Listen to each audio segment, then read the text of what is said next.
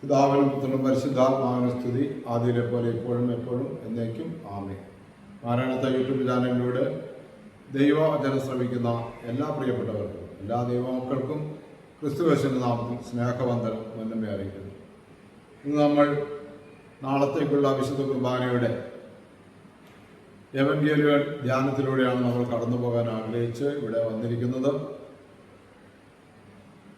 യോഹന്നാൻ മന്ദാനയുടെ ജനനത്തിൻ്റെ ഞായറാഴ്ചയാണ്. നമ്മുടെ കർത്താവ് രക്ഷകനുമായ യേശുക്രിസ്തുവിൻ്റെ ജനന പെരുന്നാളിൻ്റെ അനുസ്മരണത്തിലേക്ക്, ആ സന്തോഷത്തിലേക്ക് നമ്മൾ പ്രവേശിക്കുന്ന ഞായറാഴ്ചകളിലൂടെയാണല്ലോ നമ്മൾ കടന്നുപോയിക്കൊണ്ടിരിക്കുന്നത്. അതുകൊണ്ട് നമുക്ക് ഈ ആഴ്ചയിലെ വായനയായിട്ട് ധ്യാനിക്കുവാനായിട്ട് പിതാക്കന്മാർ ക്രമീകരിച്ചിരുന്നിരിക്കുന്നത് യോഹന്നാൻ മന്ദാനയുടെ ജനനത്തിൻ്റെ ഞായറാഴ്ചയാണ്.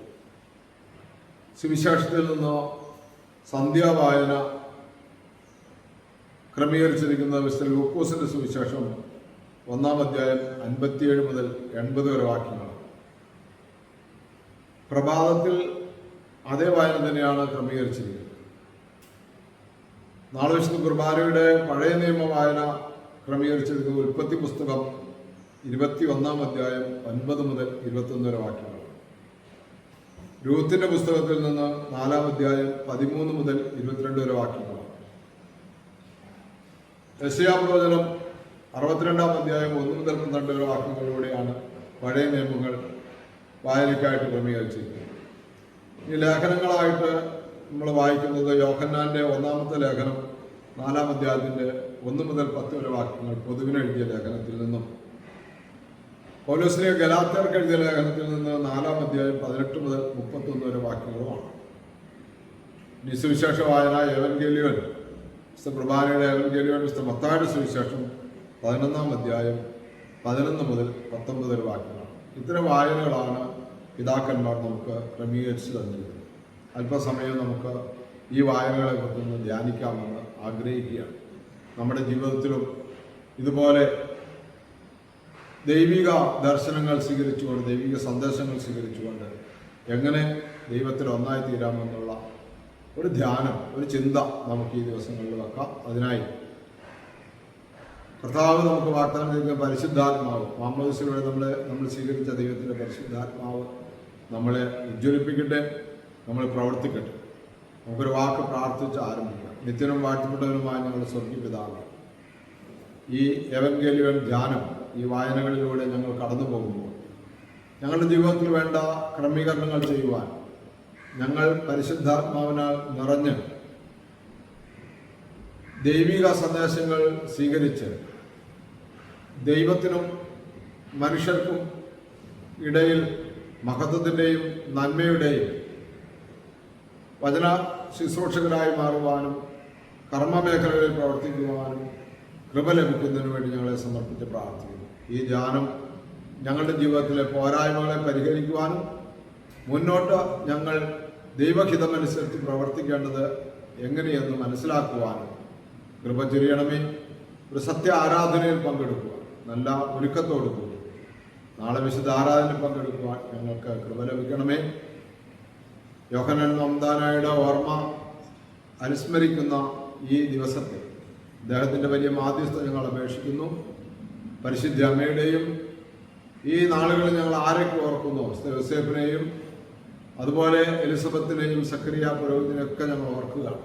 അവരുടെയൊക്കെ നല്ല മാതൃകാപരമായ ജീവിതം, പൗലോസ് ശ്ലീഹ, യോഹന്നാൻ ശ്ലീഹ, ഇവരൊക്കെയാണ് യെശയ്യാ പ്രവാചകൻ, മോശ, രൂത്ത്, ഇവരൊക്കെ ഇന്ന് ഞങ്ങളെ ഒത്തിരി ആത്മീയതയുടെ ആഴങ്ങളിലേക്ക് നയിക്കുമെന്ന് ഞങ്ങൾ വിശ്വസിക്കുന്നു. എല്ലാറ്റിലുപരിയായി ഞങ്ങളുടെ കർത്താവ് രക്ഷകനുമായ യേശുക്രിസ്തുവിൻ്റെ ആ പരിശുദ്ധ നാമം മഹത്വപ്പെടുന്നതിന് വേണ്ടി അവിടുത്തെ കൃപാവരത്താൽ ഞങ്ങൾ നിറയുമെന്ന് വിശ്വസിക്കുന്നു. ഞങ്ങളെ പൂർണ്ണമായി അതിന് സമർപ്പിക്കുന്നു. ശുശ്രൂഷകളെല്ലാം അനുഗ്രഹപ്രദമായി തീരുവാൻ ഇടയാകട്ടെ. യേശുവിൻ്റെ പരിശുദ്ധ നാമം സമർപ്പിക്കുന്നു. പ്രാർത്ഥനയോടെ ഉത്തരം തരുമാറാകണമേ. ആമേൻ. ഹല്ലേലൂയ. പ്രിയമുള്ളവരെ, സങ്കീർത്തന പുസ്തകം 48-ാമത്തെ സങ്കീർത്തനത്തിൽ നമ്മൾ ഇങ്ങനെ വായിക്കുന്നുണ്ട്. 11-ാമത്തെ വാക്യം: സിയോൻ മല സന്തോഷിക്കട്ടെ, അങ്ങയുടെ ന്യായവിധികൾ മൂലം യൂദായുടെ പുത്രിമാർ ആഹ്ലാദിക്കും. വലിയ സന്തോഷത്തിൻ്റെയും ആഹ്ലാദത്തിൻ്റെയും അനുഭവമാണ് ഈ ധ്യാനമെന്ന്, ഈ വായനകളെല്ലാമെന്ന് സങ്കീർത്തനക്കാരനിലൂടെ ഞങ്ങൾ മനസ്സിലാക്കുക. അതുകൊണ്ട് നാഥ, ഈ ദിവസങ്ങളിൽ, ഈ നേരങ്ങളിൽ ഞങ്ങൾക്ക് സങ്കീർത്തനക്കാരൻ പറയുന്നത് പോലെ ആഹ്ലാദിക്കുവാനും സന്തോഷിക്കാനുള്ള ഭാഗ്യം ലഭിക്കണമേ എന്ന് പ്രാർത്ഥിക്കാം. പ്രിയപ്പെട്ടവരെ, നമുക്കങ്ങനെ പ്രാർത്ഥനയോടെ ആരംഭിക്കാം. സന്ധ്യയുടെ വായന ലൂക്കോസിന്റെ സുവിശേഷം 1-ാം അധ്യായം 57 മുതൽ 80 വരെ വാക്യം. നമുക്കറിയാം, ആ ഭാഗങ്ങളൊക്കെ കൃത്യമായിട്ട് നമുക്കറിയാവുന്ന ഭാഗങ്ങളാണ്. എല്ലാ വർഷവും നമ്മൾ വായിച്ച് കേൾക്കുന്നതാണ്. മാത്രമല്ല, നമ്മൾ എല്ലാ ബൈബിൾ വായിക്കുന്നവർക്ക് ആ ഭാഗം ഒത്തിരി പരിചയമുള്ളതുമാണ്. തുടങ്ങുന്നത് എങ്ങനെയാണ്? ഏലിശബായ്ക്ക് പ്രസവകാലമായി അവളൊരു പുത്രനെ പ്രസവിക്കുകയും ചെയ്തു. ദൈവം അവളിൽ മഹാകരുണ ചെയ്തിരിക്കുന്നതായി കേട്ട് അയൽക്കാരും കുടുംബക്കാരും അവളോടുകൂടി ആനന്ദിച്ചു എന്ന് പറഞ്ഞാണ് അവിടെ തുടങ്ങുന്നത്.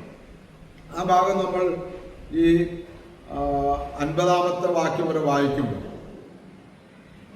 57 മുതൽ 80 വരെ വാക്യങ്ങൾ വായിക്കുമ്പോൾ 2 പ്രധാനപ്പെട്ട സംഭവം അവിടെ നടക്കുകയാണ്.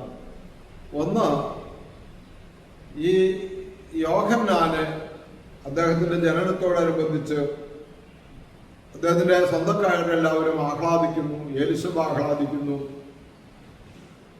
അങ്ങനെ 8-ാം നാൾ പരിച്ഛേദനയ്ക്കായിട്ട്, ചേലാകർമ്മത്തിനായിട്ട് എല്ലാവരും കൂടി വരികയാണ്.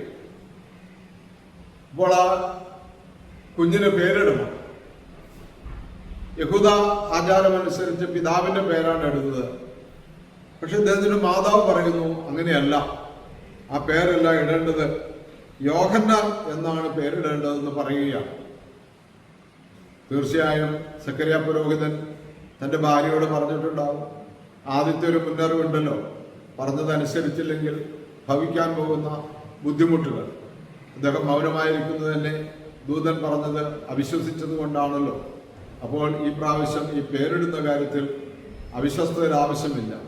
അതുകൊണ്ട് കൃത്യമായി ഭാര്യയെ പറഞ്ഞേൽപ്പിച്ചു, എനിക്ക് പറയാൻ സാധിച്ചില്ലെങ്കിലും നീ ഓർത്തിരിക്കണം, എനിക്ക് എന്തെങ്കിലും ബുദ്ധിമുട്ടുണ്ടായാൽ തന്നെ നീ കൃത്യമായി മനസ്സിലാക്കിയിരിക്കണമെന്നെല്ലാം പറഞ്ഞു കൊടുത്തിട്ടുണ്ടാവും. ഇങ്ങനെയൊക്കെയുള്ള നമ്മുടെ കുടുംബങ്ങളിൽ ദൈവികമായ കാര്യങ്ങളൊക്കെ കൃത്യമായി ചെയ്തു നല്ല കാര്യങ്ങളൊക്കെ ചെയ്തു പോകുന്നു. അതുകൊണ്ട് പ്രിയമുള്ളവരെ, അവിടെ ഒരു പേരുമാറ്റം നടക്കുക. അപ്പോൾ ഈ കൂടി വന്നിരിക്കുന്ന ആളുകൾ പറയുന്നു, നിന്റെ ചാർച്ചക്കാരിലും സക്കറിയയുടെ ചാർച്ചക്കാരിലും അങ്ങനെ ഒരു പേരില്ലല്ലോ, പിന്നെ എന്തുകൊണ്ട് ഇങ്ങനെയെന്ന് ചോദിക്കുക. സക്കറിയായോട് ചോദിക്കാമെന്ന് പറഞ്ഞവർ ചോദിക്കുന്നു. സക്കറിയ പുരോഹിതന്റെ ഒരു എഴുത്തു പലക കൊണ്ടുവരാൻ പറയുന്നു. ആ പലകയിൽ എഴുതുന്നു യോഹന്നാൻ എന്ന് എഴുതുന്നു. അപ്പോൾ തന്നെ അത് എഴുതുകയും അദ്ദേഹം പറയുകയും ചെയ്തു. എന്ന് പറഞ്ഞാൽ അദ്ദേഹത്തിന്റെ നാവിന്റെ ബന്ധനമായിരുന്നു. യോഹന്നാൻ ജനിക്കുന്നത് വരെ, ആ ശിശു ജനിക്കുന്നത് വരെ നീ സംസാരിക്കില്ല എന്ന് ദൂതൻ പറഞ്ഞ കാര്യം ശിശുവിന്റെ പേരിടുന്ന നാളിൽ അത്ഭുതകരമായി ആ നാവ് സ്വതന്ത്രമാവുകയാണ്, സംസാരിക്കുകയാണ്. അപ്പൊ പ്രിയമുള്ളവരെ, അതിൽ നിന്ന് നമ്മൾ മനസ്സിലാക്കേണ്ടത്, ദൈവികമായ കാര്യങ്ങൾ പലപ്പോഴും നമുക്ക് വിശ്വസിക്കാനായിട്ട് സാധിക്കുന്നില്ല. അപ്പോൾ തന്നെ നമ്മൾ ബന്ധനാവസ്ഥയിലാവുകയാണ്. ദൈവം പറയുന്ന കാര്യങ്ങൾ നമ്മൾ വിശ്വസിക്കരുത് എന്ന് സാത്താൻ നമ്മളെ പ്രലോഭിപ്പിക്കുകയാണ്. നമ്മൾ വിശ്വസിക്കരുതെന്ന് പറഞ്ഞാൽ അവൻ സമ്മർദ്ദം ചെലുത്തിക്കൊണ്ടിരിക്കുകയാണ്. അപ്പോൾ തന്നെ നമ്മൾ സാത്താന്റെ ബന്ധനത്തിലാവുകയാണ്, അല്ലെങ്കിൽ അടിമത്തത്തിലാവുകയാണ്. പക്ഷെ നമ്മൾ എപ്പോൾ ദൈവത്തിൽ ഉറച്ചു വിശ്വസിക്കുന്നു, ദൈവിക കാര്യങ്ങൾ സമ്പൂർണമായി നിറവേറ്റുമെന്ന് പ്രതിജ്ഞ എടുക്കുന്നു, അപ്പോൾ നമ്മളുടെ ബന്ധനങ്ങൾ അഴിയുകയാണ് എന്നുള്ള ഒരു തിരിച്ചറിവ് നമുക്കുണ്ടായിരുന്നു. അപ്പൊ ഈ പേരുമാറ്റത്തിലൂടെ നമുക്കെല്ലാവർക്കും മനോഹരമായൊരു പേര് വിശുദ്ധ മാമോദീസായിലൂടെ ഏതെങ്കിലും ഒരു വിശുദ്ധിന്റെയോ ശുദ്ധിമതിയുടെയോ നമുക്ക് നൽകിയിട്ടുണ്ട്. ആ മഹത്തരമായ പേര് നമ്മൾ ഓർത്തിരിക്കേണ്ടതും ഒരാവശ്യമാണ്. വേറെ ഏതെല്ലാം പേര് നമ്മളെ ഓമനിക്കാൻ വേണ്ടി ഇട്ടിരുന്നാലും, ഭംഗിക്ക് വേണ്ടി ഇട്ടാലും, നമ്മുടെ രജിസ്റ്ററിലെല്ലാം മാമോദിസ പേര് ഗവൺമെന്റ് രേഖകളിലൊക്കെ ചേർക്കുന്നില്ലെങ്കിലും നമ്മൾ നമ്മുടെ ഉള്ളിന്റെ ഉള്ളിൽ, ആത്മാവിൽ ആ പേര് ഓർത്തിരുന്ന് ദൈവത്തെ മഹത്വപ്പെടുത്തണം. അപ്പോൾ ഇവിടെ സ്കറിയ പുരോഹിതന് സ്കറിയ എന്ന് പേരിടാൻ ഭാവിച്ചെടുത്ത് നിന്ന് പിതാവിന്റെ ദാനം, പിതാവിന്റെ ദയ എന്ന് പറയുന്ന യോഹന്നാൻ എന്ന പേര് ഇവിടെ ലഭിക്കുകയാണ്. ഒന്നാമത്തെ കാര്യം അതാണ്. അപ്പൊ നമ്മുടെ പേര് നമുക്ക് ആത്മീയമായി ഒരടി മുന്നോട്ടെങ്കിൽ പോകണമെങ്കിൽ ആദ്യം തന്നെ നമുക്ക് ദൈവം നൽകിയിരിക്കുന്ന ആ പേര്, അങ്ങയുടെ നാമം ഞങ്ങൾക്ക് നൽകപ്പെട്ടിരിക്കുന്നു എന്ന ആ ഒരു വിശ്വാസം, അത് നമ്മുടെ ഉള്ളിൽ നമ്മൾ സൂക്ഷിക്കണം. രണ്ടാമത്തെ കാര്യം, ആ നാവിന് കെട്ടഴിഞ്ഞു എന്ന് മാത്രമല്ല, ഈ യോഹന്നാൻ ആരായിത്തീരുമെന്ന് വളരെ വ്യക്തമായി ഇത് പ്രവചനം നടത്തുകയാണ്. നീയോ പൈതലെ അത്യുന്നതന്റെ പ്രവാചകൻ എന്ന് വിളിക്കും. ഈ കൂടി വന്നിരിക്കുന്നവർക്കെല്ലാം ഈ വാർദ്ധക്യത്തിലായിരിക്കുന്ന സക്കറിയ പുരോഹിതനും അദ്ദേഹത്തിന്റെ ഭാര്യ എലിസബയ്ക്കും ഒരു കുഞ്ഞുണ്ടായി എന്ന സന്തോഷമേ അവർക്ക് മനസ്സിലാക്കാൻ കഴിയുന്നുള്ളൂ. എന്നാൽ സക്കറിയ പറയുന്നത് ഇതൊരു കുഞ്ഞുണ്ടായി എന്ന് മാത്രമല്ല, ഈ കുഞ്ഞ് ആരായിത്തീരുമെന്ന് പ്രഖ്യാപിക്കുകയാണ്. അപ്പോൾ കുഞ്ഞിനെ കുറിച്ചുള്ള ദൈവിക പദ്ധതി വെളിപ്പെടുത്തുകയാണ്. ഇവിടെ നമുക്കും മനസ്സിലാക്കേണ്ട ഒരു ചിന്ത അതാണ്. നമ്മളെ കുറിച്ചുള്ള ദൈവിക പദ്ധതി എന്താണെന്ന് മനസ്സിലാക്കിക്കൊണ്ട് നമ്മൾ ദൈവത്തിന് നന്ദി പറയുമ്പോൾ, ദൈവത്തെ ആരാധിക്കുമ്പോൾ നമുക്കുണ്ടാകുന്ന സമാധാനവും ശാന്തിയും, നമ്മളുടെ ഏൽപ്പിക്കപ്പെട്ടിരിക്കുന്ന ഉത്തരവാദിത്തങ്ങൾ ഉണ്ടാകുന്ന ആ ഒരു തീഷ്ണതയും ആ ഒരു ധൈര്യവും വിവേകവും വിജ്ഞാനവും ഒക്കെ അങ്ങ് വളരെ വലുതായിരുന്നു. ഹല്ലേലൂയ. അതുകൊണ്ട് പ്രിയമുള്ളവരെ, ഒരു പേര് മാറ്റം എന്നതിനേക്കാൾ ഉപരി ആ പേരിന് കാരണക്കാരാകുന്നത് ആരൊക്കെയാണോ അവരൊക്കെയും ഉന്നതങ്ങളിലേക്ക് എത്തുന്നു എന്നുള്ളതാണ് ആ വായനയിലൂടെ നമുക്ക് നൽകുന്നത്. ഹല്ലേലൂയ. അതുകൊണ്ട് വലിയൊരു ജനതയെ രക്ഷിക്കുവാൻ വേണ്ടി തൻ്റെ രക്ഷകനായ യേശുക്രിസ്തുവിന് മുന്നേ പോകുവാൻ വഴിയൊരുക്കുവാൻ നിന്നെ വിളിച്ചിരിക്കുന്നു എന്നാണ് ഈ സക്കറിയ പുരോഹിതനിലൂടെ സംസാരിക്കുന്നത്. ഞാൻ പ്രായമായ മനുഷ്യൻ, എൻ്റെ ഭാര്യ പ്രായത്തിലായല്ലോ, ഇത് എങ്ങനെയെന്ന് ചോദിച്ചടുത്ത് ഇപ്പോൾ ഈ മനുഷ്യൻ ആത്മാവിൽ നിറഞ്ഞുകൊണ്ട് പറയുകയാണ്, ഈ കുഞ്ഞ് ജനിക്കുമെന്ന് മാത്രമല്ല, ഈ കുഞ്ഞ് ജനിച്ചതായി കണ്ടിരിക്കുന്നു, അതിന്റെ സന്തോഷ ഹൃദയത്തിൽ അനുഭവിക്കുന്നു. ഒപ്പം തന്നെ ജനന സമയത്തിന്റെ ആ നാളുകളിൽ ഉണ്ടായിട്ടുള്ള ആ പേരുമാറ്റത്തിന്റെ സമയത്ത് ആ ദൈവത്തിന്റെ കൃപ എന്നുള്ള ചിന്തയിൽ, ആ ധ്യാനത്തിൽ ഒരു അടി പോലും ദൈവകൃപയിൽ നിന്ന് മാറി നിൽക്കില്ല എന്നുള്ള ആ വിശ്വസ്തമായ വിചാരത്തിൽ ഇപ്പോൾ ഈ പുരോഹിതൻ, സക്കറിയ പുരോഹിതൻ പ്രവചനാത്മാവിൽ പ്രവചിക്കുകയാണ്. വരാനിരിക്കുന്ന വലിയൊരു യുഗത്തിന്റെ വലിയൊരു കൂട്ടായ്മയുടെ, സമൂഹത്തിന്റെ, ലോകത്തിന്റെ നിത്യജീവന്റെ ഒരു വഴികാട്ടിയായി ക്രിസ്തുവിന് മുന്നേ വരുന്ന ഒരു വ്യക്തിയാണെന്ന് അവിടെ ബോധ്യപ്പെടുത്തുകയാണ്. അപ്പൊ ഇന്ന് നമ്മൾ യോഹന്നാനെ ധ്യാനിക്കുമ്പോൾ എൻ്റെയും നിങ്ങളുടെയും മനസ്സിൽ രൂപപ്പെടേണ്ട ചിന്തയും അത് തന്നെയാണ്. ഞാനും നിങ്ങളും യേശുക്രിസ്തുവിന്റെ രണ്ടാമത്തെ വരവിനെ ഈ ലോകം സ്വീകരിക്കുവാൻ, വിശുദ്ധന്മാർ സ്വീകരിക്കുവാൻ, ഈ ലോകത്തെ മനുഷ്യരെയും സൃഷ്ടജാലങ്ങളെയും എല്ലാം വിശുദ്ധിയിൽ കാത്തു സൂക്ഷിക്കേണ്ടതിനുള്ള ആ ബോധ്യത്തോടുകൂടി വഴി നേരെയാക്കേണ്ടവരാണ്, ഒരുക്കേണ്ടവരാണെന്നുള്ള ഒരു ബോധം ഈ സമയത്ത് നമുക്ക് ദൈവം നൽകട്ടെ എന്ന് പ്രാർത്ഥിക്കുകയാണ്. ഇനി പ്രിയമുള്ളവരെ, ഇവിടെ നമ്മൾ പഴയ നിയമ വായനയിലേക്ക് വരികയാണ്. നമുക്ക് ഇതിന്റെ സുവിശേഷ വായനകളിലേക്ക് വരുമ്പോൾ അത് കൃത്യമായിട്ട് കുറച്ചും കൂടി മനസ്സിലാക്കാനായിട്ട് കഴിയും. പഴയ നിയമ വായനയിലേക്ക് വരുമ്പോൾ ഇവിടെ ഒരു പാരമ്പര്യം പറയുകയാണ്. അബ്രാഹാമിന് 2 മക്കളുണ്ടായി. ഒന്ന് ഹാഗാറിൽ നിന്ന് ഇസ്മായിൽ ജനിച്ചു. സാറ തന്റെ സ്വന്തം ഭാര്യയിൽ നിന്ന്, ഹാഗാർ വെപ്പാട്ടിയാണ്, ദാസിയാണ്, സാറയിൽ നിന്ന് ഇസ്ഹാക്ക് ജനിച്ചു. അപ്പോ ദാസിയുടെ മകനും സ്വതന്ത്ര ഭാര്യയിലുള്ള മകനും തമ്മിൽ ഒരു പരിഹാസപാത്രമാണ്. അപ്പോൾ ദൈവം അബ്രാഹത്തോട് പറയുകയാണ്, അങ്ങനെ പരിഹാസ വിഷയമാകേണ്ട ആവശ്യമില്ല, ദാസിയുടെ മകനെ നീ വിട്ടുകളയുക. വാഗ്ദത്ത സന്തതിയായ ഇസ്ഹാക്കിലൂടെയാണ് എൻ്റെ ഈ പാരമ്പര്യം, നിന്നിലൂടെ നിന്നെ ഞാൻ വിളിച്ച് കനാൻ ദേശത്തേക്ക് കൊണ്ടുപോകും, നിന്നെ ഞാൻ മഹത്തരമാക്കുമെന്ന് പറഞ്ഞിരിക്കുന്ന ആ അനുഭവത്തിലേക്ക് നിന്നെ എത്തിക്കുന്നത് ഇസ്ഹാക്കിലൂടെയാണെന്ന് ദൈവം പറയുകയാണ്. ഇസ്ഹാക്കിലൂടെ. അപ്പോൾ വ്യക്തമായ, നമുക്കും ഈ ഭാഗം വായിക്കുമ്പോൾ നമുക്കും വ്യക്തമായ ഒരു ഒരു ഒരു പാരമ്പര്യം അല്ലെങ്കിൽ വ്യക്തമായ ഒരു തീരുമാനം നമ്മുടെ ജീവിതത്തിൽ ഉണ്ടാകണം. ഈ യോഹന്നാൻ മന്ദോന ആരാണ്? ഇദ്ദേഹം പറയുന്ന യേശുക്രിസ്തു ആരാണ്? ഈ ഡിസംബർ മാസം 25 എന്നൊക്കെ പറഞ്ഞ് നമ്മളിങ്ങനെ ക്രിസ്തുവിന്റെ ജനനം എന്നൊക്കെ പറയുമ്പോൾ ആ ക്രിസ്തു ആരാണ്, എന്താ, ഇതൊക്കെ നമുക്ക് ഒരു അറിവിന്റെ പൂർണ്ണതയിലേക്ക് നമുക്ക് എത്താനായിട്ട് കഴിയും. അപ്പൊ അവിടെ വളരെ വ്യക്തമായി അബ്രാഹത്തോട് പറയുകയാണ്, നിന്റെ ഭാര്യയുടെയോ നിന്റെ ആലോചനയിൽ നടന്ന ഹാഗാറിലുള്ള മകനെല്ലാം ദൈവിക പദ്ധതിയിലുള്ളത് ദൈവിക ക്രമപ്രകാരമുള്ളത്, നിനക്ക് ഞാൻ തരുമെന്ന് വാഗ്ദാനം ചെയ്ത നിന്റെ ഭാര്യയിലുള്ള മകനാണ് വാഗ്ദത്ത സന്തതി എന്ന് പറയുകയാണ്. ബാക്കിയുള്ളതെല്ലാം മാറ്റാൻ പറയുകയാണ്. ബാക്കിയുള്ള കാര്യങ്ങളൊക്കെ ദൈവം തീരുമാനിച്ചു കൊള്ളാമെന്നാണ് ആ ഭാഗം നമ്മൾ വായിക്കുമ്പോൾ മനസ്സിലാക്കുന്നത്. അതുപോലെ തന്നെ അടുത്ത നമ്മൾ വായിക്കുന്നത് രൂത്തിന്റെ പുസ്തകത്തിൽ നിന്നാണ്, ശുദ്ധിമതിയായ രൂത്തിന്റെ പുസ്തകം. അപ്പൊ രൂത്തിന്റെ പുസ്തകത്തിലും ഇങ്ങനെയാണ് അമ്മയോട് നവോമിയോട് രൂത്ത് പറയുന്നു, അമ്മയുടെ ദൈവം എൻ്റെ ദൈവം, അമ്മയുടെ ജനം എൻ്റെ ജനം. അങ്ങനെ ഏകാഗിയായ നവോമിയുടെ കൂടെ തൻ്റെ എല്ലാ തനിക്ക് തിരിച്ചു പോയാൽ വീണ്ടും ഭർത്തൃ ജീവിതം കിട്ടും, കുടുംബജീവിതം കിട്ടും, തനിക്ക് തണലേകാൻ മാതാപിതാക്കന്മാരുണ്ട്, ഇതൊക്കെ ഉപേക്ഷിച്ചിട്ട് ഒരു വിധവയുടെ കൂടെ ആ വിശ്വാസത്തെ പിന്തുടർന്ന ആ രൂത്തിലൂടെ ഈ ക്രിസ്തുവിന്റെ വംശപാരമ്പര്യം കടന്നു പോകുന്നു എന്നുള്ളത് പ്രിയമുള്ളവരെ, അവിടെ വലിയ സന്തോഷത്തിന്റെ അനുഭവം. രൂത്തിൽ നിന്നൊരു കുഞ്ഞ് ബോവസിന് ജനിച്ചപ്പോൾ നവോമിയുടെ ആളുകളെല്ലാം വന്നിട്ട് വലിയ ആഹ്ലാദം പങ്കുവെക്കുന്ന ഒരു കാര്യമാണ് അവിടെ സംസാരിക്കുന്നത്. അപ്പൊ അതിലൂടെ നമ്മൾ മനസ്സിലാക്കുന്നത് പ്രിയമുള്ളവരെ, ദൈവത്തിന്റെ പദ്ധതി പ്രകാരം റോമർ 8:28 നമ്മളിങ്ങനെ വായിക്കുന്നത്, നിർണയപ്രകാരം വിളിക്കപ്പെട്ടവർക്ക്, അവിടുത്തെ പദ്ധതി അനുസരിച്ച് വിളിക്കപ്പെട്ടവർക്ക് എല്ലാം നന്മയ്ക്കായി വ്യാപരിക്കുന്നു എന്ന ആ തിരുവചനം ഇവിടെ നവോമിയുടെ ജീവിതത്തിലും രൂത്തിന്റെ ജീവിതത്തിലും ബോവസിന്റെ ജീവിതത്തിലൊക്കെ അനുഭവിക്കണം. അപ്പൊ ആ ദേശം ആഹ്ലാദം കൊള്ളുകയാണ്. എന്താണ് നമ്മൾ 48:11 സങ്കീർത്തനം വായിച്ചത്?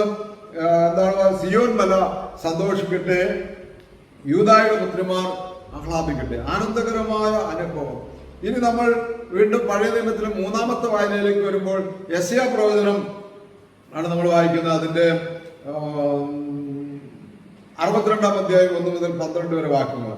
അവിടെ എങ്ങനെ നമ്മൾ വായിക്കുന്നു? ഇനി നിന്നെ പരിത്യക്ത എന്ന് വിളിക്കില്ല, ഉപേക്ഷിക്കപ്പെട്ടവൾ എന്ന് വിളിക്കില്ല, ത്യജിക്കപ്പെട്ടവൾ എന്ന് നിന്നെ വിളിക്കില്ല. ദൈവം ഇസ്രായേലിനോട് പ്രവാചകരെ കുറിച്ച് പറയുകയാണ്. പിന്നെയോ നിന്നെ വിവാഹിത എന്നാണ് വിളിക്കുന്നത് എന്ന് പറഞ്ഞാൽ, നമ്മളത് പുതിയ നിയമത്തിലേക്ക് കൂട്ടി വായിക്കുകയാണെങ്കിൽ ഈ പുതിയ ഇസ്രായേലും പഴയ ഇസ്രായേലും എന്ന് പറഞ്ഞാൽ യേശുക്രിസ്തുവിലൂടെ എല്ലാവർക്കും തന്റെ മണവാട്ടിയാകുന്ന, അല്ലെങ്കിൽ ദൈവത്തിന്റെ ഇഷ്ടപുത്രനും ഇഷ്ടപുത്രിയാകുന്ന അനുഭവത്തിലേക്ക് നമ്മളെല്ലാവരെയും യേശുക്രിസ്തുവിലോട്ട് ക്ഷണിക്കുകയാണ്. ഹല്ലേലൂയ.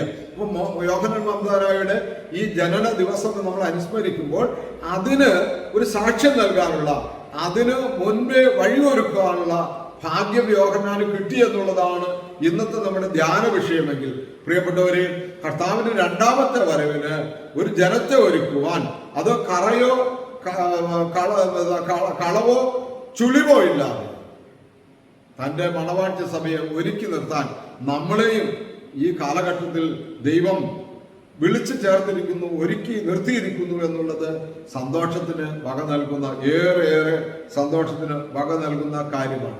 അതുകൊണ്ട് ഇന്ന് ഈ പ്രവചനത്തിലൂടെ നമ്മൾ മനസ്സിലാക്കണം, ഇനി നമ്മൾ ഒരിക്കലും കർത്താവ് ത്യജിക്കപ്പെട്ടവൻ, ഉപേക്ഷിക്കപ്പെട്ടവൻ, നിന്നെ എനിക്ക് വേണ്ടത്, നീ പാപി, നീ കൊള്ളില്ല എന്ന് പറയാൻ ദൈവത്തിന് കഴിയില്ല. പിന്നെയോ ഞാൻ നിന്നെ ഉടമ്പടിയിലൂടെ എന്റെ പുത്രന്റെ രക്തത്തിലൂടെ വീണ്ടെടുക്കപ്പെട്ടതാണ്. അങ്ങനെ നമ്മൾ വിവാഹ കൂദാശയിൽ ഇങ്ങനൊരു പാട്ട് നമ്മൾ പാടുന്നില്ലേ? രക്തത്താൽ വീണ്ടെടുത്ത സഭയാണ്. സുവിശേഷം യോഹന്നാനും വീടിന്റെ ഭരണ ശീമോനും ആ രക്തത്താൽ വീണ്ടെടുക്കപ്പെട്ട സഭയെ നമ്മൾ കാത്തു സൂക്ഷിച്ചു കൊള്ളണമെന്ന് ആ വിവാഹ കൂദാശയിലൂടെ നമ്മളോട് പറയുന്നുണ്ട്. അപ്പൊ അവിടെ നമുക്ക് അങ്ങനെ ഒരു വലിയ ഒരു പ്രചോദനം കിട്ടുകയാണ്. വീണ്ടും നമ്മൾ പ്രിയമുള്ളവരെ ലേഖനങ്ങളിലേക്ക് വരിക. ലേഖനങ്ങളിലേക്ക് വരുമ്പോഴും പൊതുവിൽ എഴുതിയ ലേഖനം യോഹന്നാൻ ശ്ലീഹ എഴുതിയ ലേഖനമാണ് പറയുന്നത്. അവിടെ നമ്മൾ യേശുക്രിസ്തുവിനെ മനസ്സിലാക്കണമെന്നാണ് അവിടെ അതിന്റെ ആരംഭത്തിൽ പറഞ്ഞത്. സമയത്തിന്റെ കുറവ് കൊണ്ട് ഞാൻ കുറച്ച് ധൃതിയിൽ പോകാൻ ആഗ്രഹിക്കുകയാണ്. ദൈവത്തിന്റെ ആത്മാവിനെയും ഇങ്ങനെ തിരിച്ചറിയാം എന്ന് പറയുന്നു. ഇങ്ങനെ പറയുന്നത്, എന്റെ വാത്സല്യമുള്ളവരെ അനേക കപട ദീർഘദർശിമാർ എന്ന് പറഞ്ഞാൽ പ്രവചന ആത്മാക്കളുള്ളവർ ലോകത്തിലേക്ക് പുറപ്പെട്ടിരിക്കുന്നത് കൊണ്ട് നിങ്ങൾ എല്ലാ ആത്മാക്കളെയും വിശ്വസിക്കാതെ അവർ ദൈവസംബന്ധികളാണോ എന്ന് വിവേചിച്ചറിയും. സത്യദൈവത്തിൽ നിന്ന് വന്നിരിക്കുന്ന പ്രവാചകന്മാരാണോ എന്ന് തിരിച്ചറിയും. ലോകത്ത് യേശുക്രിസ്തുവിന് മുമ്പും പ്രവാചകന്മാരുണ്ടായിരുന്നു, ഇസ്രായേൽ പ്രവാചകന്മാരുണ്ടായിരുന്നു. പിന്നെ ഇനി നമ്മൾ പുറപ്പാട് പുസ്തകം വായിക്കുമ്പോൾ മോശയുടെ കാലത്ത് ധാരാളം മന്ത്രവാദികൾ പ്രവാചകന്മാരൊക്കെ ഉണ്ടായിരുന്നു. ഇസ്രായേലിന്റെ കാലത്ത് പ്രവാചകന്മാരുണ്ടായിരുന്നു, അന്യദേവന്മാരുണ്ടായിരുന്നു, അവരെ പ്രവചിക്കുന്നവരുണ്ടായിരുന്നു. ഏലിയായുടെ കാലത്ത് അങ്ങനെ ഇന്നും ഈ കാലഘട്ടത്തിലും ധാരാളം പ്രവാചകന്മാരുണ്ട്. പക്ഷെ നമ്മളൊരു കാര്യം ഓർക്കണം, നമ്മൾ വിശുദ്ധ കുർബാനയിൽ ഇങ്ങനെ കുർബാനയ്ക്കുള്ള ലേഖനം വായിക്കുമ്പോൾ നമ്മള് ഒരു പാട്ടുകൾ പാടുന്നുണ്ട്, പലതരം ഉപദേശങ്ങളകോ പാലിൽ മുളച്ച് പരക്കുന്നു, ദൈവത്തിന്റെ ഉപദേശം തൊട്ട് അവസാനിപ്പിക്കുന്നവൻ ധന്യൻ. പലതരം ഉപദേശങ്ങളകോ പാലിൽ മുളച്ച് പരക്കുന്നു, ദൈവത്തിന്റെ ഉപദേശം തൊട്ട് അവസാനിപ്പിക്കുന്നവൻ ധന്യൻ. പിന്നെ പൗലോസ് ഞങ്ങൾ നിങ്ങളെ അറിയിച്ചതിനെതിരെ ആരെങ്കിലും ഒന്ന് അറിയിച്ചാൽ വാനവനെങ്കിലും ആ ദൂതൻ താൻ ഏൽക്കും സഭയിൽ ശാപം. അവിടെയാണ് നമ്മളിത് മനസ്സിലാക്കുന്നത്. നമ്മൾ എല്ലാ ആത്മാക്കളുടെ പുറകെ പോകരുത്. എവിടെയൊക്കെയോ ആളുകൾ എന്തെങ്കിലുമൊക്കെ പ്രവചിച്ച് പറഞ്ഞിട്ട് അതൊക്കെ സത്യമാണെന്ന് പറഞ്ഞ് പോകരുത്. അത് ദൈവത്തിൽ നിന്നുള്ളതാണോ എന്ന് അറിയാൻ ഒറ്റ വഴിയുള്ളൂ. ഇങ്ങനെയാണ് രണ്ടാമത്തെ വാക്യം പറയുന്നത്, ദൈവത്തിന്റെ ആത്മാവിനെ എങ്ങനെ തിരിച്ചറിയാം? യേശു മിശിഹ ശരീരത്തിൽ വന്നു എന്ന് പറയുന്ന ഏറ്റുപറയുന്ന ആത്മാവെല്ലാം ദൈവത്തിൽ നിന്നുള്ളതാകുന്നു. യേശുക്രിസ്തുവിന്റെ മനുഷ്യ അവതാരത്തെ വിശ്വാസത്തോടെ ഏറ്റുപറയും എന്ന് പറഞ്ഞാൽ യേശുക്രിസ്തു പൂർണ്ണ ദൈവവും യേശുക്രിസ്തു പൂർണ്ണ മനുഷ്യനുമായിരുന്നു. അവൻ ദൈവത്തിന്റെ പ്രതിരൂപമാണ്. അവനിലൂടെ മനുഷ്യവർഗത്തിന്റെ മുഴുവൻ പാപവും മോചിപ്പിക്കാൻ വേണ്ടി ദൈവം അവനെ ലോകത്തിലേക്ക് അയച്ചു എന്ന് വിശ്വസിക്കുന്ന, അത് ഏറ്റുപറയുന്ന ആരെയും നമുക്ക് വിശ്വസിക്കാം. ബാക്കിയുള്ളതെല്ലാം കള്ളപ്രവാചകന്മാരാണ് എന്ന് ഇവിടെ യോഹന്നാൻ ശ്ലീഹ പറയുകയാണ്. രണ്ടാമത്തെ പൗലോസ്യരുടെ ലേഖനമാണ് നമ്മൾ വായിക്കുന്നത്. അതും നമ്മളിവിടെ ഹാഗാറിന്റെ കാര്യമാണ് പറയുന്നത്. ദാസിയുടെയും എന്താ പറയുന്നത്, സാറ ഭാര്യയിൽ നിന്നുണ്ടായ മകളെ കുറിച്ചാണ് പറയുന്നത്. അവിടെ നമ്മൾ മുൻപ് വായിച്ച ഉൽപ്പത്തി പുസ്തകങ്ങളിൽ പൗലോസ്യർ എടുത്തു പറയുന്ന ഭാഗമാണ് ഗലാത്യ ലേഖനം 4:18 മുതലുള്ള 31 വാക്യങ്ങൾ. 2 നിയമങ്ങളായിരുന്നു സ്ത്രീകൾ എന്ന് പറയുന്നു. ഒന്ന് സീനായ് പർവ്വതത്തിലുള്ള അടിമത്തത്തെ പ്രസവിക്കുന്നു, അവൾക്ക് ആകാറാകുന്നു. മറ്റൊന്ന് എന്താ പറയുന്നത്, ദൈവത്തിന്റെ പദ്ധതി പ്രകാരമുള്ള സാറ ജനിപ്പിച്ച ഇസഹാക്ക്, സാറായിൽ നിന്ന് അബ്രാഹത്തിനുണ്ടായ ഇസഹാക്കാണ് വാഗ്ദത്ത സന്തതി എന്നെല്ലാം ഇവിടെ പറയും. ഇനി പ്രിയമുള്ളവരെ, സുവിശേഷം എവൻഗേലിയോനിലേക്ക് നമ്മൾ വരുമ്പോൾ ഇവിടെ വളരെ വ്യക്തമായി പറയുന്നുണ്ട്. ആ എവൻഗേലിയോൻ വരുമ്പോൾ വേറൊരു ഭാഗമാണ് നമ്മളോട് അവിടെ ധ്യാനിക്കാൻ പറയുന്നത്. മത്തായിയുടെ സുവിശേഷത്തിലാണ് 11-ാം അധ്യായം 11 മുതൽ 19 വരെ വാക്യം. ഇവിടെ യോഹന്നാനെ കുറിച്ച് യേശു സാക്ഷ്യപ്പെടുത്തുകയാണ്. യേശുവിനെ കുറിച്ച് യോഹന്നാൻ സാക്ഷ്യപ്പെടുത്താൻ വന്നിരിക്കുന്നുവെന്ന് സക്കറിയ പുരോഹിതൻ പ്രവചനാത്മകമായിട്ട് സംസാരിക്കുമ്പോൾ, അതങ്ങനെ തന്നെ സംഭവിക്കുമ്പോൾ, യേശുക്രിസ്തു സ്നാപയോഹന്നാന്റെ അടുക്കൽ സാക്ഷ്യത്തിനായി വരുമ്പോൾ, സ്നാനത്തിനായി വരുമ്പോൾ സ്നാപയോഹന്നാൻ യേശുവിനെ സാക്ഷ്യപ്പെടുത്തുന്നുണ്ട്. ഇന്നയാളാണ് ദൈവത്തിന്റെ, ലോകത്തിന്റെ പാപം നീക്കുന്ന ദൈവത്തിന്റെ കുഞ്ഞാടാണെന്ന് സാക്ഷ്യപ്പെടുന്നു. എന്നാൽ ഇവിടെ യോഹന്നാനെ കുറിച്ച്, യോഹന്നാന്റെ ജീവിതം അവസാനിച്ചു. യോഹന്നാൻ ജനിച്ചു, പുരോഹിത കുടുംബത്തിലാണ് ജനിച്ചതെങ്കിലും പുരോഹിതനായില്ല, മറിച്ച് സന്യാസിയായി അവിടെ അറേബ്യയിലെ മരുഭൂമിയിൽ പോയി, യഹൂദിയയിലെ മരുഭൂമിയിൽ പോയി തപസ്സിരുന്നു. അതിനുശേഷം തൻ്റെ സമയത്തിന്റെ പൂർത്തീകരണത്തിൽ യേശുക്രിസ്തുവിനെ കുറിച്ച് അരുളപ്പാട് പ്രഖ്യാപിക്കാനായിട്ട് മാനസാന്തരപ്പെടുവിൻ, ദൈവരാജ്യം സമീപിച്ചിരിക്കുന്നു എന്ന് പറഞ്ഞ് മാനസാന്തര സുവിശേഷത്തിന്റെ അനുഭവമായിട്ട് യോഹന്നാൻ വരുന്നു. വളരെ കുറച്ച് നാള് പ്രസംഗിച്ചു. കുറച്ച് മാസങ്ങളെ എന്നുള്ളൂ ബൈബിളിൽ നമ്മൾ വായിക്കുമ്പോൾ മനസ്സിലാകുന്നത്. അദ്ദേഹത്തിന്റെ ചിരച്ഛേദം നടത്തി സത്യസന്ധനും നീതിമാനുമായി പറയേണ്ട കാര്യങ്ങൾ കൃത്യമായി തുറന്നു പറഞ്ഞ് ജീവിതത്തിന്റെ ആ ധൈര്യവും എല്ലാം ദൈവത്തിൽ നിന്ന് എന്തൊക്കെ സ്വീകരിച്ചോ, താൻ തപസ് ചെയ്ത് എന്തൊക്കെ സ്വീകരിച്ചോ അതെല്ലാം സ്വീകരിച്ച ആ യോഹന്നാൻ മരണപ്പെട്ടു കഴിഞ്ഞപ്പോൾ യേശു അദ്ദേഹത്തെ കുറിച്ച് പറയുന്നതാണ്, ദൈവരാജ്യം എങ്ങനെയാണ് ഒരു മനുഷ്യനെ സ്വീകരിക്കാൻ പറ്റുന്നത് എന്ന് പറയുക. യോഹന്നാൻ മന്തോനയുടെ കാലം മുതൽ ഇതുവരെയും സ്വർഗരാജ്യം ബലാത്കാരത്തിന് വിഷയമായിരുന്നു, അല്ലെങ്കിൽ ബലം ചെയ്ത് പിടിച്ചെടുക്കും. പ്രവാചകന്മാരും ന്യായപ്രമാണ യോഹന്നാൻ വരെ ദീർഘദർശനം പറഞ്ഞു, നിങ്ങൾക്ക് മനസ്സുണ്ടെങ്കിൽ കൈക്കൊള്ളുവിൻ, വരുവാനുള്ള ഏലിയ ഇവനാകുന്നു, കേൾപ്പാൻ ചെവിയുള്ളവൻ കേൾക്കട്ടെ. ഇതാണ് പറയുന്നത്. അപ്പോൾ യോഹന്നാന്റെ കാലം മുതൽ ഇന്ന് വരെ സ്വർഗരാജ്യം ചുമ്മാ കിട്ടുകയല്ല, ബലത്താൽ പിടിച്ചടക്കണം എന്ന് പറഞ്ഞാൽ യോഹന്നാനൊക്കെ എങ്ങനെ ദൈവത്തിന് സ്വീകാര്യമായി ജീവിച്ചു, പരിശുദ്ധന്മാരും ശുദ്ധിമതികളും പ്രവാചകന്മാരും അപ്പോസ്തലന്മാരൊക്കെ എങ്ങനെ ദൈവത്തിന് ഹിതകരമായി പ്രവർത്തിച്ച് ജീവിച്ച് കാണിച്ചുവോ, അതുപോലെ ലോകത്തോടും ശരീരത്തോടും പിശാചിനോടും യുദ്ധം ചെയ്യുക എന്ന് പറഞ്ഞാൽ പോരാടി നമ്മൾ സ്വർഗരാജ്യത്തെ ബലത്താൽ പിടിച്ചെടുക്കണം. അത് ഔദാര്യമായി കിട്ടുന്നതല്ല എന്ന് ഒരിക്കലും ധരിക്കരുത്. ഔദാര്യമായി കിട്ടുന്നതല്ല, അങ്ങനെ കിട്ടുമെന്ന് വിചാരിച്ച് അങ്ങനെ ധരിച്ചു വെക്കരുത്. ചിലപ്പോഴൊക്കെ പലരും പ്രസംഗിക്കുമ്പോൾ അങ്ങനെ പറഞ്ഞു കേട്ടിട്ടുണ്ട്, ഔദാര്യമാണ്. ഔദാര്യമല്ല, അത് നമ്മളെ ദൈവത്തിൻ്റെ സ്നേഹത്താൽ തൻ്റെ പുത്രനെ വില കൊടുത്തു, അത്രമാത്രം വില കൊടുത്ത് വാങ്ങിയത്. അതുകൊണ്ട് നമ്മളും അത് വാങ്ങാം, ഇതേപോലെ വില കൊടുക്കണം. പണമല്ല കൊടുക്കേണ്ടത്, സ്ഥാപനജംഗമ വസ്തുക്കളല്ല കൊടുക്കേണ്ടത്. നമ്മുടെ ഉള്ളിൽ വസിക്കുന്ന പാപത്തോട്, നമ്മുടെ ചിന്തയിൽ പൈശാചികമായിട്ടുള്ള പ്രലോഭനം കൊണ്ടുവരുമ്പോൾ അതിനോട്, എഫേസ്യ ലേഖനത്തിൽ പറയുന്ന പോലെ ഭാഷകളോടും അധികാരങ്ങളോടും ഈ ലോകത്തിന്റെ പ്രഭുത്വങ്ങളോടും നമുക്ക് പോരാട്ടമുണ്ട്. അങ്ങനെ പോരാടി ക്രിസ്തുയേശുവിനെ പോലെ നീതിന്യായ ചിന്തകളിലെല്ലാം സ്നാപയോഹന്നാനെ പോലെ സ്നേഹത്തിലും നീതിയിലും വിശ്വസ്തതയിലും എല്ലാ അർത്ഥത്തിലും യേശു ക്രിസ്തുവിനെ പോലെ നമ്മൾക്ക് അത് പ്രവർത്തിക്കാൻ കഴിയും. അവിടെ പറയുന്നത്, സ്ത്രീകളിൽ നിന്ന് ജനിച്ചവരിൽ യോഹന്നാൻ മന്തോനയേക്കാൾ വലിയവൻ ഉണ്ടായിട്ടില്ല.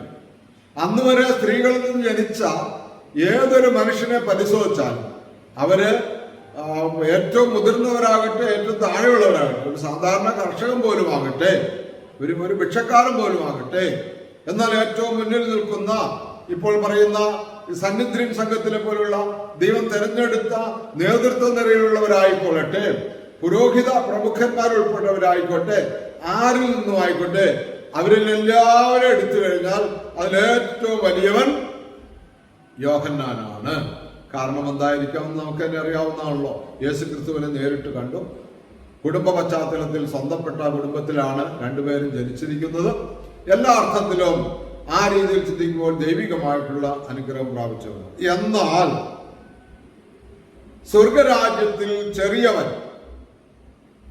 സ്വർഗരാജ്യത്തോടുള്ള ചിന്തയിൽ, ദൈവരാജ്യത്തോടുള്ള ചിന്തയിൽ ഏറ്റവും എളിമപ്പെടുന്നവൻ, അങ്ങനെ ഏറ്റവും എളിമപ്പെട്ടവൻ യേശുവാണോ? ഫിലിപ്പിയർ ലേഖനം 2 പറയുന്നു, അവൻ ദൈവമായിരുന്നിട്ടും ദൈവത്തോടുള്ള മഹത്വം മുറുകെ പിടിക്കേണ്ട കാര്യമായി പരിഗണിച്ചില്ല എന്ന് പറയുമ്പോൾ ആ ദാസ്യ രൂപം സ്വീകരിച്ചു എന്ന് പറയുന്നത് നമുക്കറിയാം.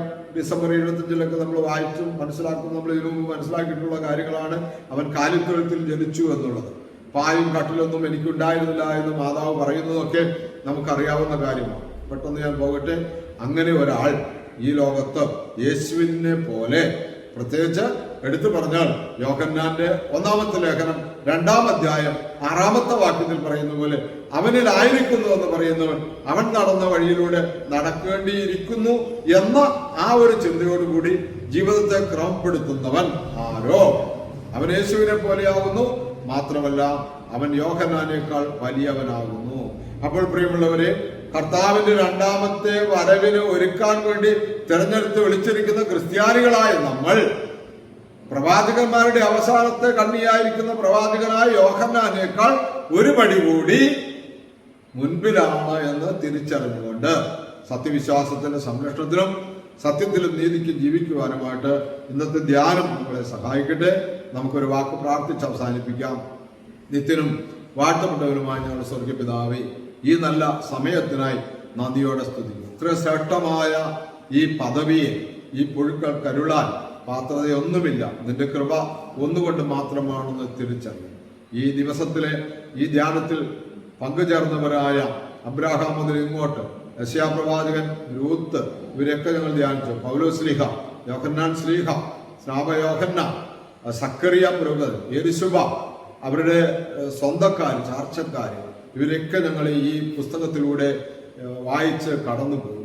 കർത്താവേ, അവരിൽ ഒരാളാകണമെന്നുള്ള ഞങ്ങളുടെ ആഗ്രഹം അല്ല കർത്താവേ, അതിനപ്പുറത്ത് ഇന്ന് ഞങ്ങൾ വായിച്ചു കേട്ട എവൻഗേലിയോനിലെ ഭാഗത്ത് നിന്ന് ആ യോഹന്നാനേക്കാൾ ആര് സ്വർഗരാജ്യത്തെ പ്രതി ചെറിയവനാകുന്നു, ആ യേശുവിനെ പോലെ ഞാൻ ആയിത്തീരും, ഈ വചനം കേൾക്കുന്നവർ ആയിത്തീരുമെന്നുള്ള ആ ഒരു വലിയ പ്രത്യാശ നീ ഞങ്ങൾക്ക് നൽകി.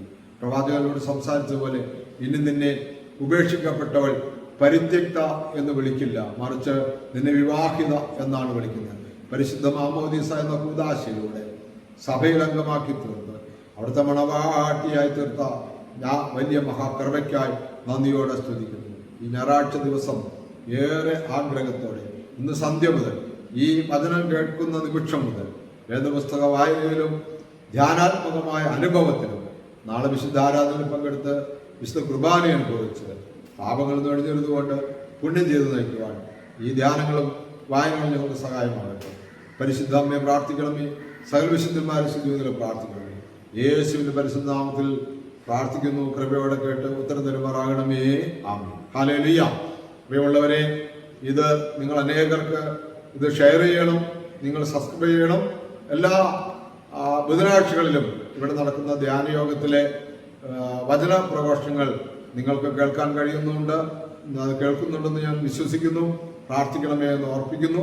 ഇവിടെ നടക്കുന്ന ധ്യാനത്തിലൊക്കെ വന്ന് പങ്കെടുക്കാൻ ആഗ്രഹിക്കണമേ, ക്രമീകരിക്കണമെന്ന് ഓർപ്പിക്കുന്നു. നിർത്തുന്നു. ദൈവത്തിൻ്റെ നാമം മാത്രം മഹത്വപ്പെടുമാറാകട്ടെ.